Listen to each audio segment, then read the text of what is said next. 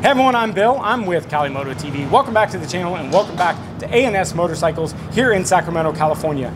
Now, as most of you guys may have already seen, I have already been on the Rocket 3R, but Randy gave me a call yesterday and said, hey, I've got the GT available for you if you want to come in, and I said absolutely no questions. So a lot of you guys had questions about the R and the GT and what the differences are. So I'm going to be able to give you guys a little bit comprehensive review between the differences. If you guys haven't seen the R video, we'll link that in the description below. But let's get a good look around the bike. Let's do a little bit more in-depth details about the bike. Let's get on the bike, out on the road, and see what the differences between the GT is from the R.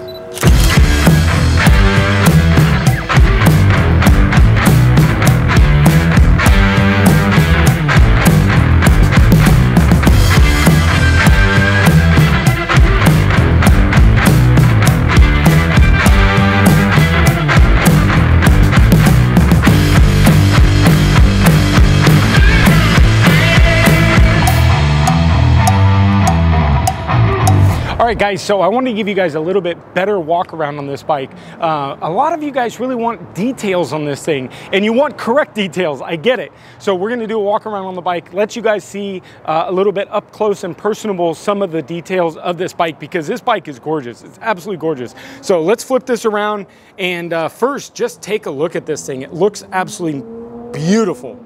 So let's start up in the front, and we do have steel braided lines with the dual piston Brembo calipers. The front wheel is a 160 by 80 on a 17-inch rim. And we're gonna walk down this side. So gorgeous radiator guards and transmission guards, very, very nice, very beautiful. Up into the blinkers, we do have LED style blinkers stock on the GT with LED headlights that do have the little halo and the daytime running lights, so very, very nice. The GT does have a slightly larger windscreen than the R series. The R series kind of cuts down about here. So the GT does have a slightly larger windscreen. Bogna said, that's funny that the gas cap's down there. It is actually the radiator cap, but they've duplicated or made it look almost like the gas cap. So nice big old school gas cap. So I can point out now that I understand and see the foot pegs. So you can see on the GT, the foot pegs are completely adjustable. So you can see that the GT foot pegs are adjustable frontwards and backwards. So if you are taller, we can move this bracket forward to bring the pegs forward. And if you're shorter, you can bring it back to the back position. So you can see that there's one adjustment forward and backwards. Now, if you guys want to run the in the R series, the R style, you would mount them more up in this area, and you'll see on the other side where the bolt patterns and the brackets go, okay? 2500cc, and we're on the intake side over here.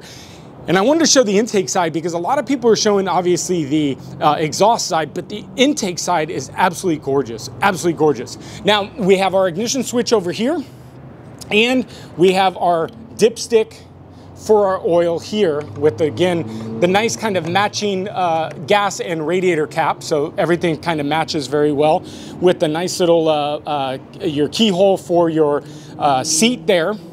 And then what I thought was funny the other day, I noticed that the two exhausts are on that side, but obviously we're dealing with the triple, which has got our third exhaust on this side.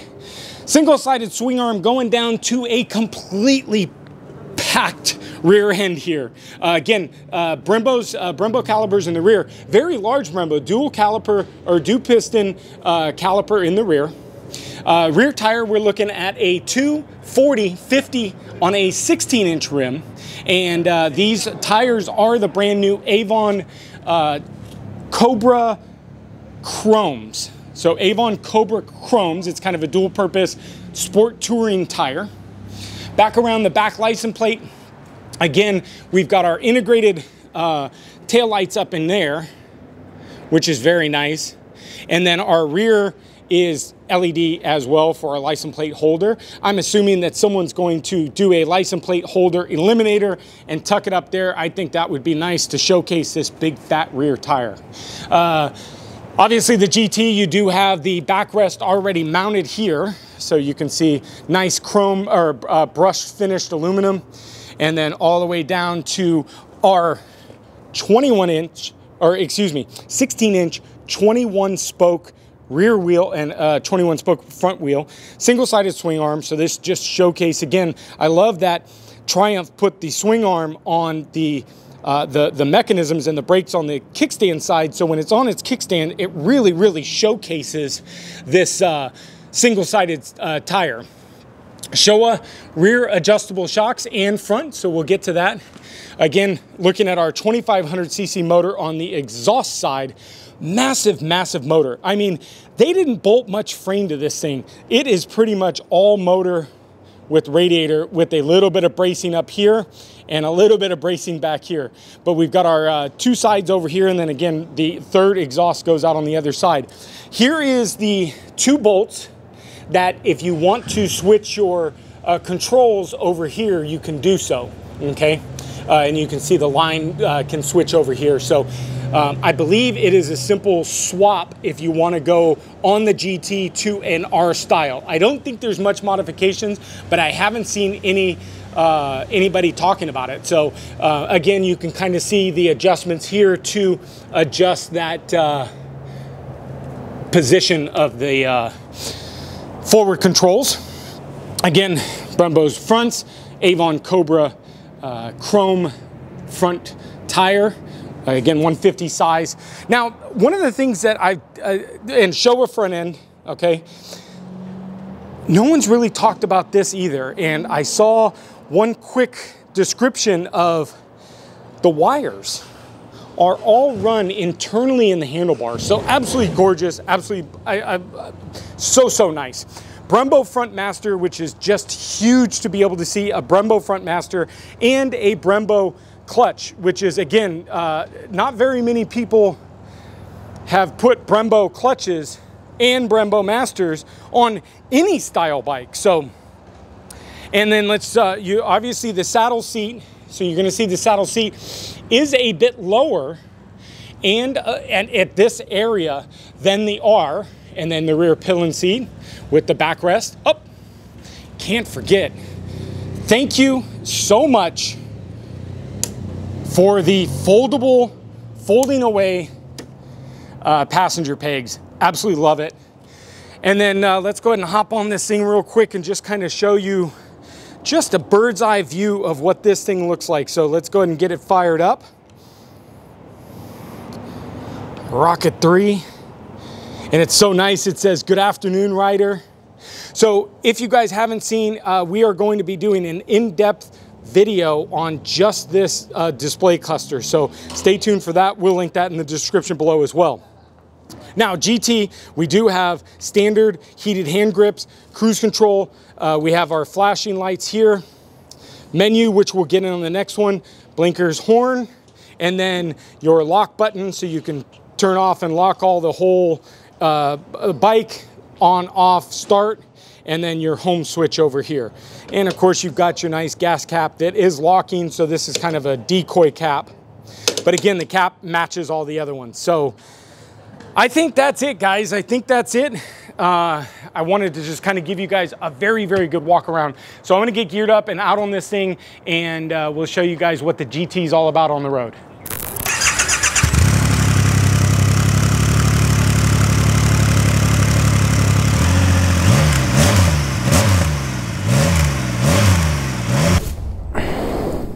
All right, guys, so today we are on the extreme differences of motorcycles. We're on the Cruiser Rocket 3 GT 2500cc motorcycle. I really wanted to show you guys the LEDs and the daytime running lights. Absolutely gorgeous from the front end of this thing. But we are also on the brand new Ducati V4S today. So talk about the extreme differences. It's going to be a little bit difficult to go from one to the other, but the new Rocket GT 3 GT, you guys have seen the review of the R, and Randy called me today. Let's get this thing fired up. Randy called me actually yesterday and said, "Hey, the GT's here if you want to review it," and I said absolutely. So I also have gone through and done a very in-depth instrument cluster review. So I'm not going to go over that today. I will tell you this is adjustable, by the way. But this is just going to be a nice little ride, cruiser ride. I'm going to turn on my heated hand grips. You can see those there. So let's go number 2. And I am going to change my riding mode. So we're going to go menu, and we're going to go down to our sport mode, because I just want to ride this thing in sport mode is what I want to do.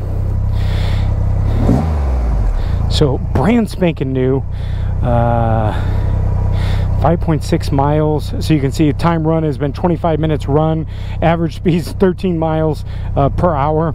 So instrument cluster, we're going to go through that, but beautiful TFT instrument cluster I really love. And of course, instantly I put my foot down here. So forward controls, if you can see the controls and where the R kind of sits to where the GT sits. So very, very odd. Now, just kind of get used to this feel, so bear with me for the next minute or two.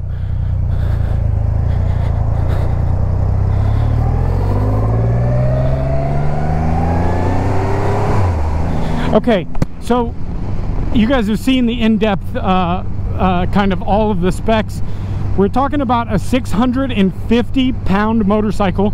The GT is 650 pounds, 165 pound-feet of torque with 163 horsepower. So those are the final specs on this thing. So this thing's got torque for days.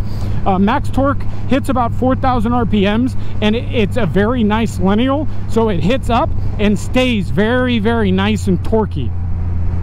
Now, in one of the videos I said, I had mentioned and was kind of questioning myself if there was a quick shifter, and there was not.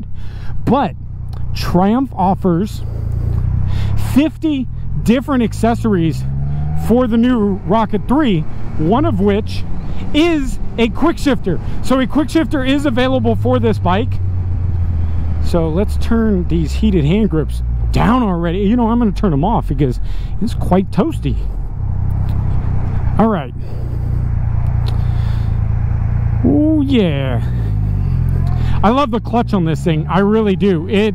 It's got a nice, almost instant grab.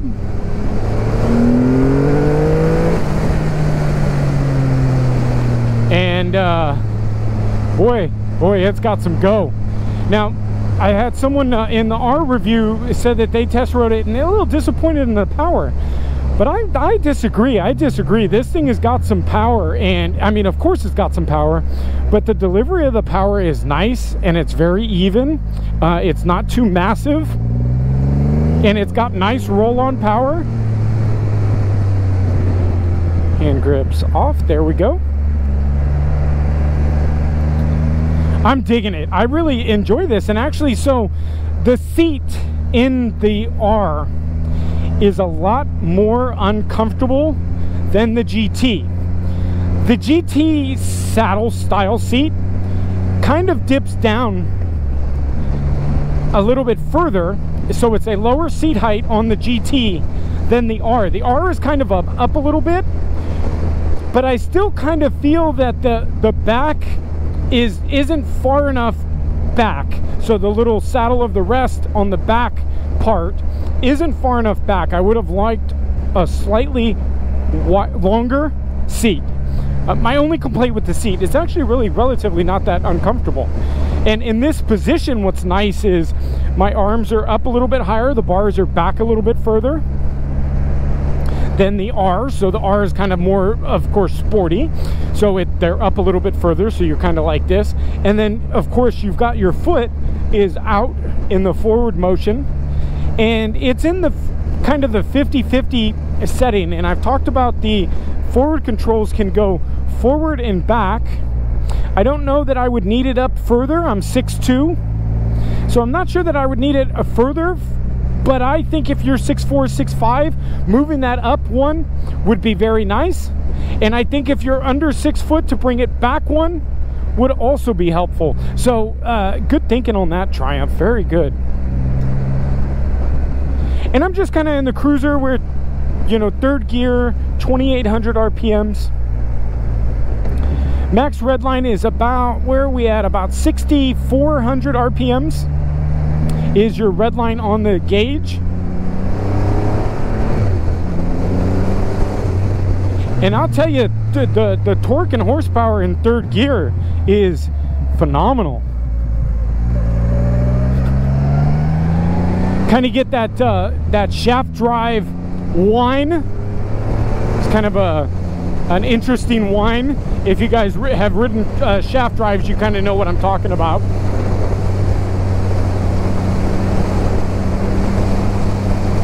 Such a different feel from that R. The R really kind of felt a lot more sporty, and I feel this is the cruiser. This is what a cruiser should feel like. So getting on, obviously, the R, saying that this is more of a cruiser style, obviously the bike is a cruiser style bike, but the forward controls and the bars on the R just transform that bike into a whole different bike. This, man, I'm kind of leaned back a little bit. My elbows are kind of up a little, or my arms are up a little bit.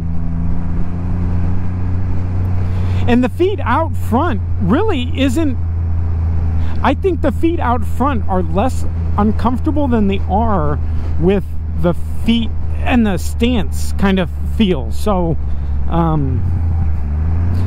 I'm kind of digging this one. If I had to pick the two, I feel more comfortable on this bike.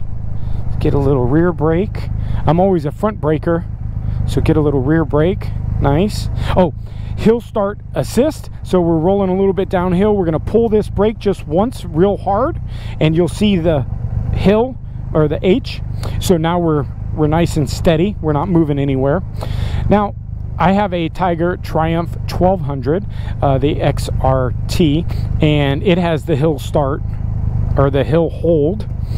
And one thing that I really like on the hill hold is the you can disengage it in two different ways. You can pull in the clutch, you can put it into first and start to roll. But see, that's why I don't like it, is because if you don't let it out enough, it kind of holds that. So what I do, so hold, of course, still at the clutch, is I disengage it. Sorry guys, I disengage it by pulling back in the brake lever all the way.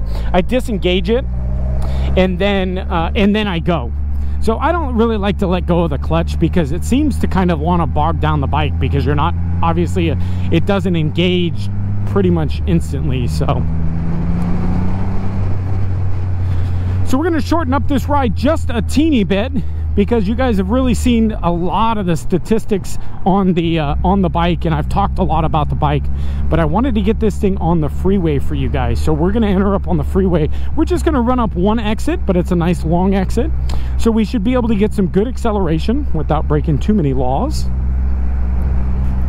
And these mirrors are nice. I'll tell you, I'm kind of messing with them right now, but they're really, really kind of nice. It's looking in them, it gives me a full view of the vehicle behind us, and it doesn't show. One of the things that most mirrors do is it kind of shows you in the mirror. This is really, you're almost out of the picture and out of view, but you see the full behind. So it's very, very, very nice rear view mirror.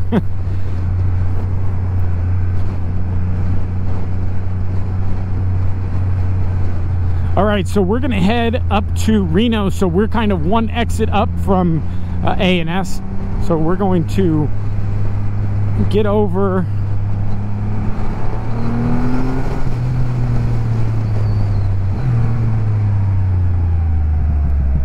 So I haven't talked about the vibration much. There is some vibration. It's not hill hold, perfect. It's not major. It's really not a bad, it's not a bad vibration, but you do get it right around that 4,000 RPM. So when you're cruising at 3,000 RPMs, you really don't feel it. I think I'm gonna get ready to go. So we are on hill hold, but there is a little bit of vibration. So let's see, while we're in here, so we can change our clusters. We got our fuel gauge over here, temperature gauge, temperature over here. We've got our different contrasts, so we can actually go up to, let's go up to the high contrast, which is our daytime contrast. We're in the nighttime contrast. So again, make sure you stay tuned for the instrument cluster review, because there's a lot to talk about on this thing, and I really wanted to give you guys a good in-depth view of this thing, because with my with my vlog setup, because it picks up such a wide angle. So we're gonna pull this hill start, and then we're kind of pulling up in the clutch, and there we go. And of course, the first thing I did was put my feet down to like a sport bike. So heavy bike, 650 pounds, but turning's not too bad. It's not, obviously not tight like a sport bike, but so let's go ahead and get on this thing a teeny bit.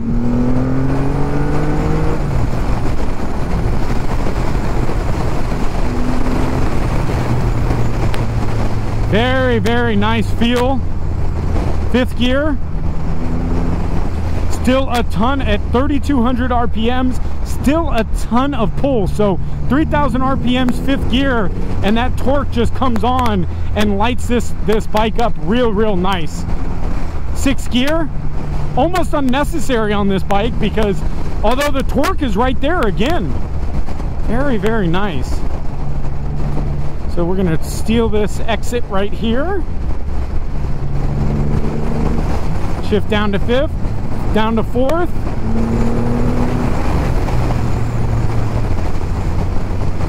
And it's got some room to get out of its own way, so I enjoy the power.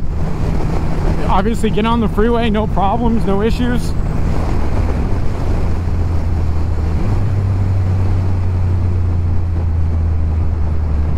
Get into the speeds. Downshifts very nice. Brakes very nice. That's front brake only. Very nice, very nice. So cruiser on the freeway, absolutely nailing it. Triumph, very, very nice. So